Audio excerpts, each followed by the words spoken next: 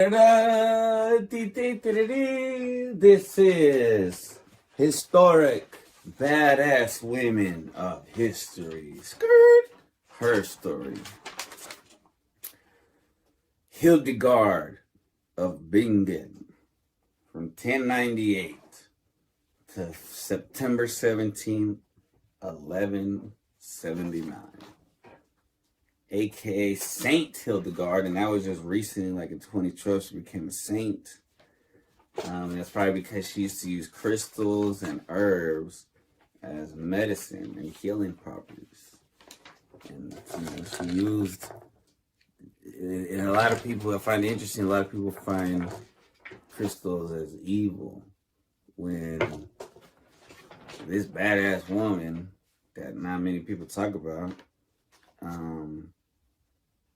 she would use crystals and herbs and other things to help heal. So if that doesn't, and she said, and it's because in the Bible it said that God put everything here for us to use. Everything has its purpose. She was the Sibyl of the Rhine, a German Benedictine abbess. An abbess is the female superior of a community of nuns. And the Benedictinos is the order of Saint Benedict, which is the first church the first church was created in 529. In a monastic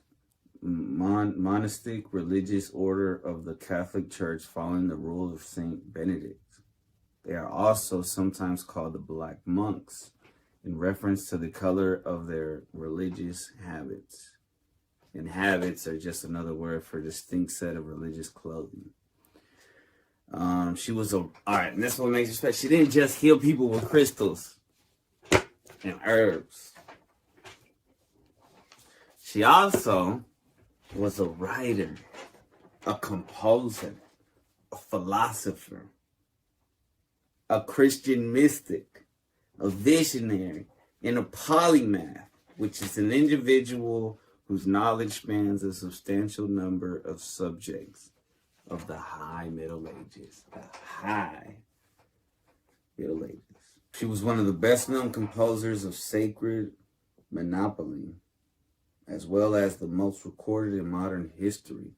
She has been considered by many in Europe to be the founder of scientific natural history. Why the fuck we don't know about this lady, man? Why don't we know about this lady? This lady is fucking amazing. Where was I? In natural history, I didn't know what that was, so I was like, okay, it's a domain of inquiry involving organisms, including animals, fungi, and plants in their natural environments in Germany. So she was the founder of scientific natural history in Germany. She wrote theological, botanical, and medicinal texts, as well as letters, worship songs for female choirs to sing, and poems, aka flows, while supervising many illuminations in the Rupertsberg,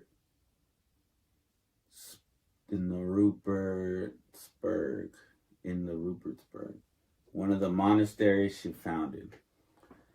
And illuminations are manuscripts of her first work. Let's give us.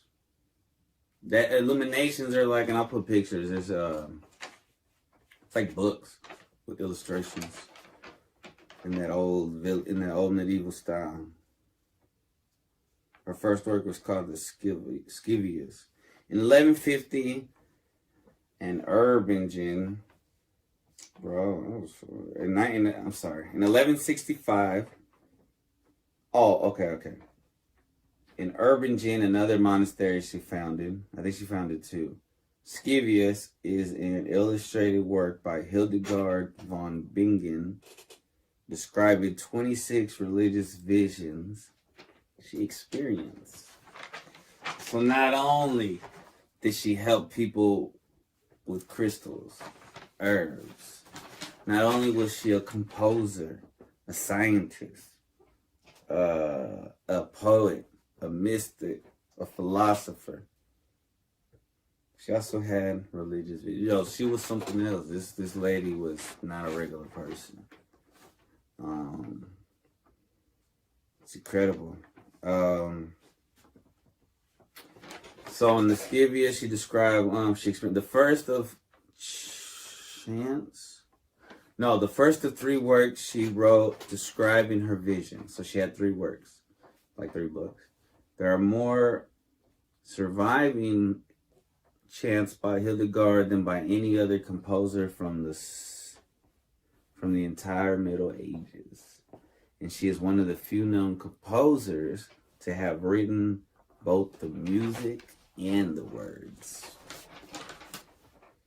She even invented a constructed language called lingua ignota, which she used for mystical purposes. She created her own language.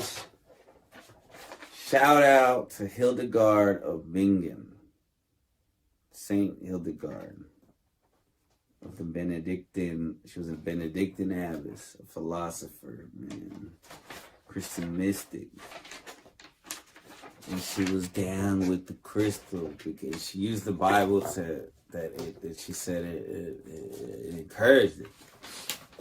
And I believe that, I think that is true. I think God created these crystals with